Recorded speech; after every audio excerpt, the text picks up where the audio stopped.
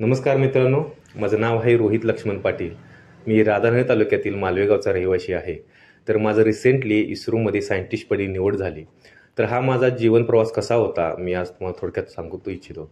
तर मी माझं प्राथमिक शिक्षण हे विद्यामंदिर मालवे 1ली-4थी झालं आणि तिथून पुढे माझं 5वी ते 10वी हे बोर्डे विद्यालय बोर्डे आणि किसनराव मोरे हायस्कूल या ठिकाणी झालं. माझे आईवडील शेती करतात आणि शेती करत असताच त्यांनी माझ्या मनामध्ये हे सांगितलं होतं की तुला बनायचं आहे, एक क्लास 1 अधिकारी बनायचा आहे, एक ऑफिसर बनायचा आहे. हे लहानपणापासूनच त्यांनी माझ्या मनामध्ये बीज पेरली होती.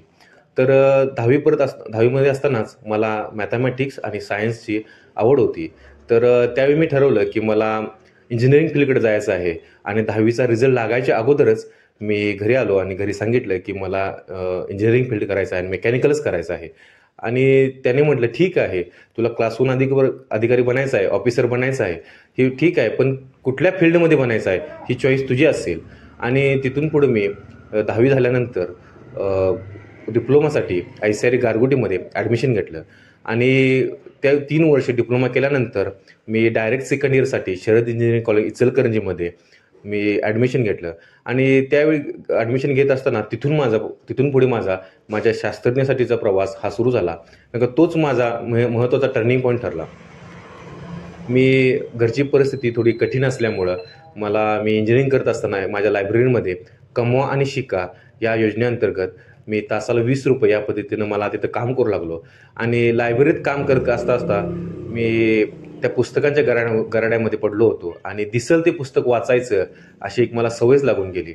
आणि ते पुस्तक वाचत असतानाच माझ्या मनामध्ये एक रिसर्चर डेव्हलप होऊ लागला की काही गोष्टींमध्ये लिटरेचर रिव्ह्यू करत असताना, काही गोष्टींमध्ये मॅगझिन वाचत असताना माझ्या असं लक्षात आलं की आपल्या फ्युचरमध्ये काय काय ऑपॉर्च्युनिटी आहेत, काय काय टेक्नॉलॉजी आपण रिसर्च करू शकतो ह्याची आवड निर्माण झाली. आणि योगायोगानं लास्ट इयरलाच असताना माझे गाईड होते टकले सर, त्यांनी मला बोलवून घेतलं आणि म्हटलेत की एक प्रोजेक्ट आहे, आपण करूया का बघा. आणि त्यांनी तो प्रोजेक्ट मला दिला आणि तो प्रोजेक्ट मला खूप आवडला. तर त्यावेळी गणपती आले होते. तर गणपतीला घरी न येता मी तो एक 2 ते 3 आठवडे तो सगळा प्रोजेक्ट घेऊन, तो लिटरेचर रिव्ह्यू घेऊन मी एक 2 ते 3 आठवडे अभ्यास केला. आणि त्यावेळी पुन्हा तो अभ्यास करून मी सरांच्याकडे गेलो आणि म्हटलं की इतका मी अभ्यास केलेला आहे आणि आपण हा प्रोजेक्ट कंटिन्यू करू. आणि पुढच्या 6 महिन्यामध्येच आम्ही तो प्रोजेक्ट कंप्लीट करून एक रिसर्च पेपर आम्ही पब्लिश केला इंटरनॅशनल जर्नलला. आणि ती माझी पहिली अचिव्हमेंट होती. आणि त्यावेळी मी फायनलाइज केलं की जसं घरातले सांगितलं होतं की मला क्लास 1 बनायचं आहे, तर कोणत्या फील्डमध्ये बनायचं आहे मी फायनलाइज केलं आणि ह्या रिसर्च फील्डमध्येच मला जायचं आहे. तर माझं ग्रॅज्युएशन करत असतानाच मी आपल्या इंडियामध्ये जे ट्रायपॉड ऑफ द रिसर्च म्हटलं जातं ते आहेत BRC, DRDO आणि इस्रो. ह्यामध्ये आपल्याला सायंटिस्ट पदासाठी आपली निवड होऊ शकते हे मी माहिती करून घेतलं. आणि यासाठी आपल्याला काय करावं लागेल, आपल्याला कुठून मटेरियल भेटेल, आपल्याला काय काय क्लासेसची अवेलेबिलिटी असेल याची जरा थोडी माहिती घेतली. आणि योगायोगानं असं झालं की मी ज्यावेळी ग्रॅज्युएशनला होतो तर माझं एका प्रायव्हेट कंपनीमध्ये MNC कंपनीमध्ये सिलेक्शन झालं. तर मला आतापर्यंत एक थेरॉटिकल नॉलेज ओव्हरव्ह्यू आलं होतं, पण प्रॅक्टिकल नॉलेज काय असतं, इंडस्ट्रियल नॉलेज काय आहे याची काही कल्पना नव्हती. तर मी हे ठरवलं मनाशी की मला 1च वर्ष जॉब करायचा आहे, एक ना दिवस कमी ना एक दिवस जास्त. या अनुषंगाने मी 1 जून 2018ला जॉब जॉईन झालो आणि 31 मे 2019ला मी जॉब रिझाईन दिला. इन बिटवीन मी बऱ्यापैकी जेवढं इंडस्ट्रियल नॉलेज घेता येईल ते गेन केलं. आणि त्याचबरोबर आपल्या पुढच्या प्रवासासाठी, सायंटिस्टच्या प्रवासासाठी आपल्याला कुठे क्लास करावे लागतील, काय करावं लागेल ह्याची थोडी माहिती करून घेतली. तर मी घरी आलो, 1-2 दिवस घरी थांबलो आणि घरी बॅग पॅक केल्यानंतर मी घरातल्यांना सांगितलं की मी आता हैदराबादलाच चालू आहे क्लासेससाठी आणि 1 वर्षानंतरच येईल. आणि तिथून पुढे मी हैदराबाद गाठलं. हैदराबादमध्ये गेल्यानंतर थोडे दिवस माझं असं झालं की माझे तिथलं वातावरण आणि तिथलं खानपान आपल्याला मानवलं नाही मला. आणि माझी एक्झामच्या अगोदरच 5 दिवस अगोदर मी खूप आजारी पडलो आणि ती एक्झाम मी फेल झालो. तर मी एक चांगला MNC कंपनीमधला जॉब सोडून दिला होता. मी 1 वर्ष जो तळमळीनं अभ्यास केला होता तो पूर्णपणे माझं अपयश आलं होतं. मी खूप विचारात पडलो आता करायचं काय. आणि तेवढ्यात कोविड आला आणि लॉकडाऊन झाला आणि मी घरी आलो होतो. आणि आता तर पूर्ण जग थांबलं होतं. आता पुन्हा एक संधी मिळते आणि आपण पुन्हा अभ्यास करू असं मनाशी ठरवलं. आणि सुरुवातीचे 2 महिने मी घरी अभ्यास केला आणि त्यानंतर माझ्या लक्षात आलं की माझा इफेक्टिव्ह अभ्यास होत नाही आहे. तर मी एक दिवस माझ्या घरातूनच मी कोल्हापूरमध्ये गेलो आणि कोल्हापूरमध्ये पुन्हा तळमळीनं अभ्यास चालू केला. तर त्यानंतर 2019ला पहिली इस्रोची प्रिलिम्स आली आणि तीही मी फेल झालो. आणि पुन्हा त्यानंतर गेट गेट एक आली गेट 2020ची, आणि तीही मी पुन्हा फेल झालो. आणि त्यानंतर माझ्या लक्षात आलं की मला काहीतरी चुकतं आहे, माझा अभ्यास कुठेतरी कमी पडतो आहे. आणि पुन्हा एक वेगळ्या अँगल ऑफ व्ह्यूनं मी माझा अभ्यास चालू केला. थोडा मी बाहेरच्या लोकांचा गायडन्स घेतला आणि पुन्हा मी अभ्यासाला चालू केले. आणि त्यानंतर DRDOची फर्स्ट रिक्रुटमेंट आली आणि त्यामध्ये मी प्रिलिम्स पास झालो, त्यामध्ये रिटर्न पास झालो आणि इंटरव्ह्यूसाठी गेलो होतो. तर एक सायंटिस्टचा इंटरव्ह्यू कसा असतो ही थोडी मला पूर्वकल्पना नव्हती. आणि इंटरव्ह्यू देत असताना एक 12चं पॅनल होतं आणि त्यांनी एक इंट्रोडक्शन दिली आणि पहिलाच क्वेश्चन त्यांनी इतका टफ विचारला की तो माझ्या पूर्ण डोक्याच्या वरून गेला. आणि माझी अशी दुविधा झाली की त्यांनी 5 मिनटं पूर्ण पिन ड्रॉप सायलन्स होता, तुम्ही आन्सर द्याच पण पुढे जाता येत नव्हतं. आणि त्यांनी एक थोड्या 5 मिनिटांनंतर एक हिंट दिली आणि ती हिंट पकडत पकडत मी पुन्हा पुढच्या दुसऱ्या आन्सरसाठी गेलो. असं एक 45 ते 50 मिनटं माझा इंटरव्ह्यू झाला आणि त्या बाहेर आलो. आणि त्यावेळी माझ्या लक्षात आलं की माझा इंटरव्ह्यू इतका छान गेलेला नाही आहे. तर पण माझा रिटर्न स्कोअर खूप चांगला होता, खूप टॉप होता, पण इंटरव्ह्यू मी डिस्क्वालिफाय झालो होतो. तर थोडा हताश झालो, कारण का 2.5 वर्षाची माझी मेहनत होती आणि मी इतकं तोंडाला आलेला घास माझा निघून गेला होता आणि खूप थोडंसं निराश होतो की आता करायचं काय असं झालं. आणि माझा एक ONGCचा ऑइल अँड नॅचरल गॅसमध्ये मी एक्झाम दिली होती आणि त्याचा रिझल्ट लागला आणि माझं सिलेक्शन झालं. आणि मी रडायला लागलो की माझं स्वप्न थांबते का काय, जे स्वप्न पाहून मी ह्या फील्डमध्ये पाय ठेवला होता आणि ते माझं थांबते का काय, आता करायचं काय असा मला प्रश्न पडला. तर घरची परिस्थिती कठीण असल्यामुळे हा निर्णय घेतला की ठीक आहे, आर्थिक बॅलन्स तरी असे ना येईल. आणि मी तो ONGC जॉब जॉईन झालो. आणि माझं असं मला योगायोग असा आला की माझं ड्युटी जी होती ती 14 दिवस ड्युटी आणि 14 दिवस सुट्टी असा माझा पॅटर्न होता. तर 14 दिवस ड्युटी करत असताना मी मोस्टली त्यांना नाईटच द्या असं मी म्हणायचो. आणि नाईटमध्ये रात्री 7 ते 12 मी माझ्या वर्कर्स लोकांना बोलवून त्यांना काम देऊन एक 7 ते 12 मध्ये काम करायचो. आणि 12 ते रात्री 4 मध्ये मी अभ्यास करायचो.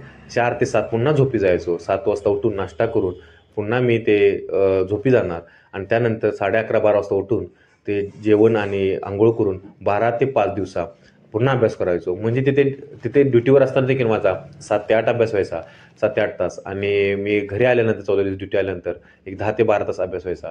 त्यामुळे माझ्या अभ्यासामध्ये मी कधी खंड पाडून दिला नाही. तर ह्या फील्डमध्ये जेव्हा मी पहिला पाय ठेवला होता तर त्यावेळी मी हेच निश्चय केला होता की ह्याचा शेवट एकच आहे, तो म्हणजे सक्सेस. जे मी ठरवलेलं आहे, जे स्वप्न पाहिलेलं आहे ते मिळवायचंच, ह्या अनुषंगानंच मी ह्या क्षेत्रामध्ये पाय ठेवला होता. आणि थोड्या दिवसानंतर 2019 नंतर 2023ला इस्रोची दुसरी रिक्रुटमेंट आली आणि त्यामध्ये माझ्या डिपार्टमेंटसाठी एक जनरलमध्ये 2च शीट्स होत्या. तर आता या 2 शीट्ससाठी फॉर्म भरू की नको अशी थोडी दुविधा झाली होती. तर घरातल्यांनी सांगितलं की तुला एकच जागेची गरज आहे, तो भरून टाक. आणि मी तो फॉर्म भरून दिला आणि त्यांना माझी रिटर्न क्लिअर झाली. आणि रिटर्न क्लिअर झाल्यानंतर माझं इंटरव्ह्यू शेड्यूल लागलं. त्यावेळी मी रिगवरती होतो आणि त्यांनी घरातल्यांनी सांगितलं काय नाही, तू रिगवरून आत्ताच ये आणि आपल्याला अभ्यास करायचा आहे. तर मी रिगवरून आलो आणि ज्या दिवशी आलो त्या दिवशीच मी कोल्हापूरमध्ये गाठलं आणि पुन्हा एक महिना तळमळीनं अभ्यास केला. आणि ज्यावेळी DRDOचं माझं फेल्युअर आलं होतं तर त्यावेळी ते मला अस्वस्थ बसू द्यायचं नाही, स्वस्थ बसू द्यायचं नाही. मला ते नेहमीच रात्रीच असं जाग आल्यासारखं व्हायचं की मी त्यावेळी काय चुकलो असेल, माझं काय चुकलं असेल, मी काय आन्सर द्यायला पाहिजे होती. आणि त्यावेळी असं झालं होतं की माझ्या मनामध्ये भीती होती की जॉब लागला तर नाही लागला तर काय. आणि त्या भीतीपोटी माझा कॉन्फिडन्स थोडासा लो झाला होता. आणि ह्या इस्रोच्या वेळी मी ठरवलं होतं की ती चूक मी करायची नाही आहे. आणि DRDOच्या वेळी माझा दिल्लीमध्ये इंटरव्ह्यू होता आणि इस्रोला बेंगलोरला इंटरव्ह्यू होता. तर मी माझ्यासोबत माझ्या घरातल्यांनी घेऊन गेलो होतो. आणि इस्रोला बेंगलोरला इंटरव्ह्यू असताना माझ्या लक्षात आलं की जागा 2 आहेत, एक 50 लोक इंटरव्ह्यूसाठी येत आहेत. आणि त्यामध्ये बऱ्यापैकी बघायला गेलं तर IIT मद्रासमध्ये एक PhD करतायत, IIT बॉम्बेमध्ये काही MTech करतायत आणि मी एक साध्या प्रायव्हेट कॉलेजला BTech झालेला विद्यार्थी. तर आपल्याला थोडंसं या कॉम्पिटिशनमध्ये टफ होईल का, आपण लागेल का दगाव, हा थोडंसं मला वाटायला लागलं. पण माझे चुलते सोबत होते, त्यांनी सांगितलं की तू काय आहेस हे एकदा इंटरव्ह्यूमध्ये दाखवून ये, बेधडक भिडून ये, जॉब लागो अगर ना लागो पण एकदा असं भिडून ये तू. आणि तिथं माझा पूर्ण भीतीच निघून गेली. एकदम कॉन्फिडेंटली मी आतमध्ये पॅनलमध्ये गेलो. ते पुन्हा सेम 12चं पॅनल होतं आणि मी इंटरव्ह्यू द्यायला लागलो. आणि जसं जसं माझा चेहरा फ्रेश होता, कारण का जसं मी जसे जे क्वेश्चन येत होते मी तसं आन्सर देऊ लागलो.